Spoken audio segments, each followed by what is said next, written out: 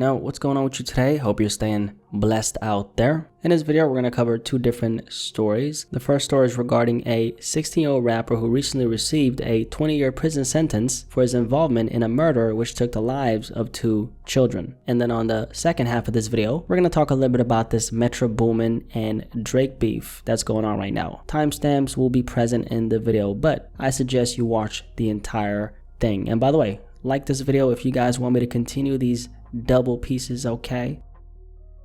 Now let's get straight into this first story right here. A lot of people have been sending me this story, and it involves a 16-year-old rapper who goes by the name of Lil Purk. Lil Purk is a young rapper who's kind of been garnering somewhat of a buzz on the internet. He has a couple songs out that's called A Little Bit of Buzz. Stepping at me blood, nigga want some smoke, I catch his ass and kill him in the mud. Aside from his songs where he's talking about killing, catching heat, he was also out here catching some actual heat in real life. So I want to go over this story with you, take a look at some things, and just have an important conversation, because that's most definitely needed. So this story right here takes us back to November 26, 2022, over a year ago, when the police got word of a shooting that had happened near Atlantic Station in Atlanta. The shooting involved a group of young teens who were reportedly causing ruckus around the city, so much to the point where the group of juveniles were escorted off Atlantic Station property for unruly behavior and violating the city's district curfew. So these group of teens were just not up to no good at all. Before the incident in question took place, these teens were actually roaming around the city just harassing people. During the train ride, they antagonized different customers. They flashed their waistband as gesturing like they're going to pull their weapon out. It was also reported that these group of teens were flashing their guns to other passengers while they were on a train riding through the city. And this was all caught in 4K on surveillance cameras. The second clip, the black male wearing the blue hoodie with the white letters on the front, he is the second suspect in this incident. These are the same group coming into the MARTA station. That's the Art Center MARTA station. This is right after the shooting. Again, you see the primary suspect.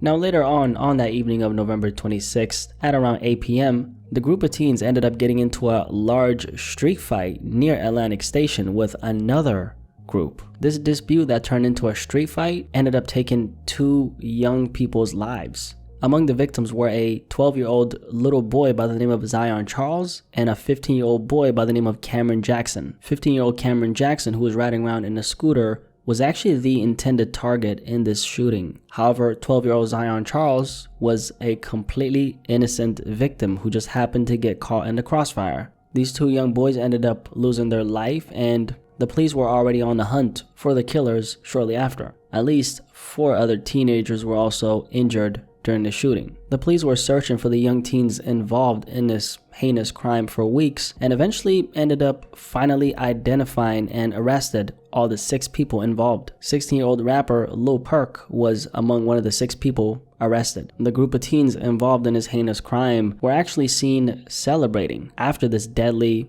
shooting that took the lives of 2 young boys. They flashed gang signs. They antagonized another group at a gas station, and they also seem to be celebrating, making gestures and talking about the shooting. So we're just asking your viewers to call Crime Stoppers where they can remain anonymous. Any information will be helpful in this investigation.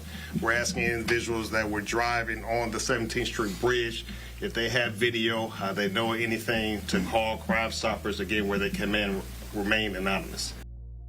Now, 16-year-old Lil Purk ended up receiving a 20-year prison sentence after taking a plea deal. I must say, man, pretty crazy story for a couple reasons. First of all, obviously the age is highly shocking here. It's just crazy how these kids are getting younger and more trigger happy. This lifestyle, man, is just so destructive for the community. Obviously, we're talking about some young boys who obviously did not have their fathers in their lives. Obviously, all these boys who are involved in killing these young kids had zero guidance, because if they did, this would have never happened. And you know, one of the things that was kind of interesting in this case that I ended up finding out is, according to the police, they actually said that right before they started shooting, these young kids explicitly stated, oh, that's the opposition, obviously talking about Cameron, and then after that they started shooting. Walking just feet behind him, APD says, is a second shooter. You see him again on a different camera. Minutes later, APD says 15-year-old Cameron Jackson rolls by on a scooter. Somebody else's name, they say, that's Cameron, that's the opposition. That's when shots rang out.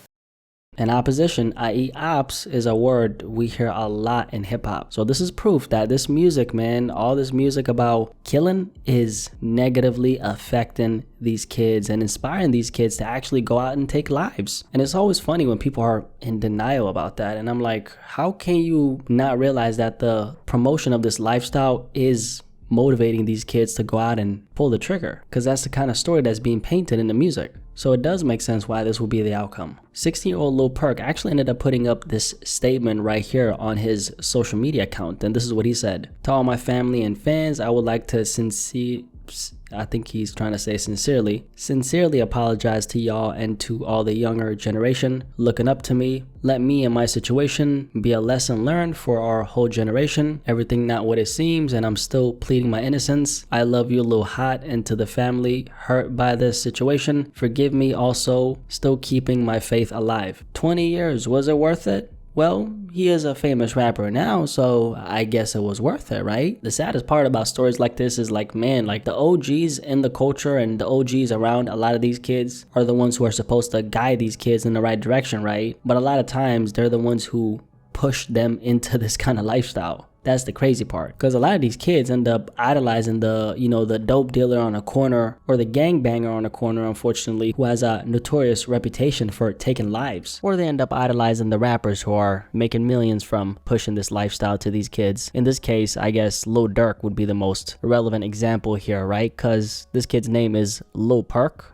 P-U-R-K. Lil Purk. If anybody tries to convince me that this kid is not inspired by guys like a Lil Durk, I'm gonna call you a crazy person, because he literally named himself after Lil Durk. I mean, Lil Purk, Lil Durk, come on now. Because they have absolutely no clue what an actual man looks like. Their father not only failed them, their community failed them, everyone around them who were supposed to direct them to a positive direction failed them. Having no role model nor no structure in the household, unfortunately, takes a lot of these young black boys down a direction where they end up acting out in the real world. And for them, this is all they know. Toting guns, running around the streets, terrorizing their community, selling dope, getting caught up in this, gangster lifestyle. The music serves as a soundtrack for them to keep on living that life. They drop all this demonic music taunting their ops. Them antagonizing the opposition leads to the opposition responding on a diss track that ends up fueling an actual street beef, which unfortunately ends up taking real lives. Most of the time, they're young kids who are getting caught in the crossfire, and that leads to more homicides. The murder rate keeps on rising. A lot of mothers are crying. A lot of families are grieving. Their community is absolutely terrified and terrorized as a result of their actions. No one is really stepping in, because the fathers were supposed to do that, but they're not even in the household. The mother is far from equipped to handle a young boy who's full of testosterone on her own. He's not only trigger happy, but he's already been entrenched in this lifestyle from the start. He's listening to all this demonic music, which is validating his lifestyle, and that prompts him to go out in the world to fulfill this quest of his deep-seated need for revenge and murder, because at the end of the day, that's all he knows. None of the OGs around him know what a positive direction even looks like, because they're as lost as him. He finally gets his opportunity to fulfill his fantasy of murder, and once he gets his shot, he takes it. And in the process of taking that shot, he not only kills a young boy who looks just like him, but he also manages to destroy his future right there and then before it's even started. And that's the story of a lot of nameless young black boys all around the world in a lot of communities now. Their passion to kill and their need for blood to spill takes them down a dark road that they can't come back from. They pull that trigger not realizing the weight of that action, because no one has really taught them anything, and this is all they know. They pick up that gun, start firing, a product of their environment. It's going to take an immense intervention for things to truly change, honestly.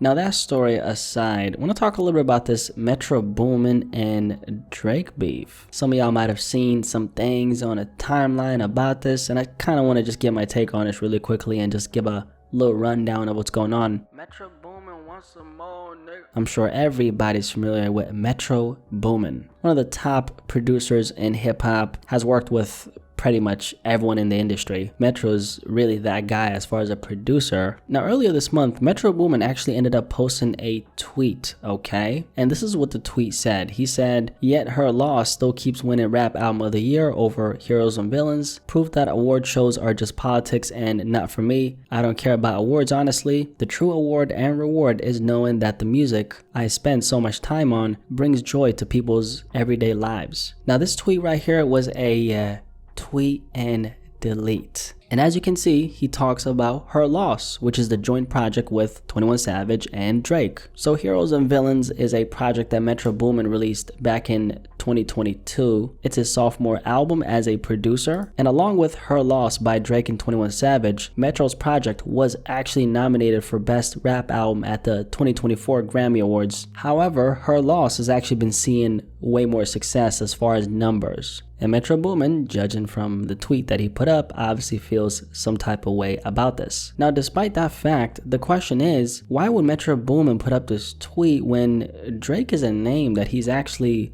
worked with in the past? Because if you don't remember, back in 2015, Drake dropped What a Time to Be Alive, which was a joint project with him and Future, and this project was actually executively produced by Metro Boomin, who actually had producer credits on this joint project on 8 of the 11 records present on the tape. So the story behind that is that there's actually been like a little rumor in the rap industry for the last couple years that Drake and Metro Boomin haven't been on good terms. Precisely why, I actually don't know, but I do know that there's a couple things that have happened that are public that we can discuss right now. So sometime back, there's some rumors in the rap industry floating around regarding Metro Boomin allegedly pillow talking with some women about Drake. Now, I can't really confirm if there's some validity to these rumors about Metro Boomin pillow talking about Drake with some industry women. But what ended up happening when Her Loss came out on a record More M's, Drake ended up allegedly confirming this rumor by subliminally saying this. And by the way, Metro Boomin actually had production credits on this particular record, which is kind of ironic. Niggas ain't got love for the boys, so they fake it, crack a couple jokes to some bitches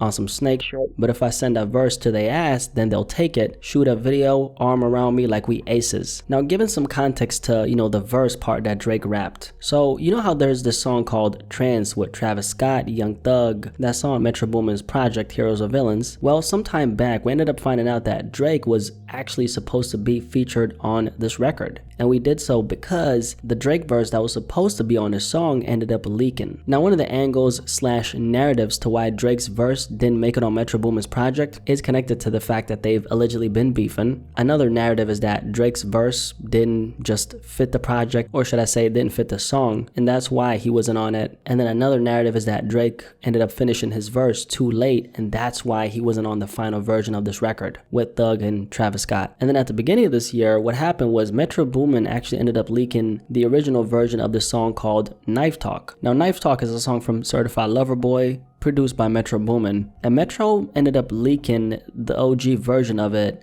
without Drake's vocals. And a lot of fans after that were kind of, speculating, hey, is Metro Boomin leaking this OG version without Drake because he actually has beef with the Six God? Now, as for the tweet that Metro Boomin put up, Drake ended up responding to Metro's tweet subliminally during a live stream, and this is what he said.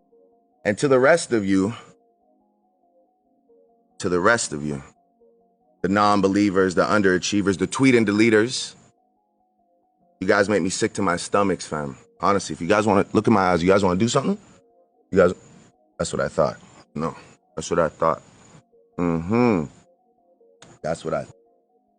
Drake also subliminally ended up responding to it through his Instagram story by sharing some lyrics that says, "Damn little mans, I'm just trying to do me. If the record's 2 mil, I'm just trying to move 3. And last but not least, Metro Boomin ended up subliminally sliding in a little shot on Twitter by posting a meme allegedly, subliminally responding to Drake. So that's the beef in a nutshell, and honestly, it seems kind of petty. I really don't know what the actual issue is. But I will say this, there's a lot of people who don't like Drake, man. I'm not saying that Drake is the initiator of these issues that he's having with a lot of people, but he seems to kind of, I guess, bring out a lot of emotions out of a lot of artists he's worked with in the past. And I think a lot of that has to do with his status. You know, we're talking about Drake here. Obviously his presence is very intimidating, and Metro Boomin putting up that tweet shading her loss, right, obviously tells us that he feels some type of way about all the accolades that project has gotten. So I don't really know if they'll ever actually put their differences aside, because one thing about beefing with Drake is, you know,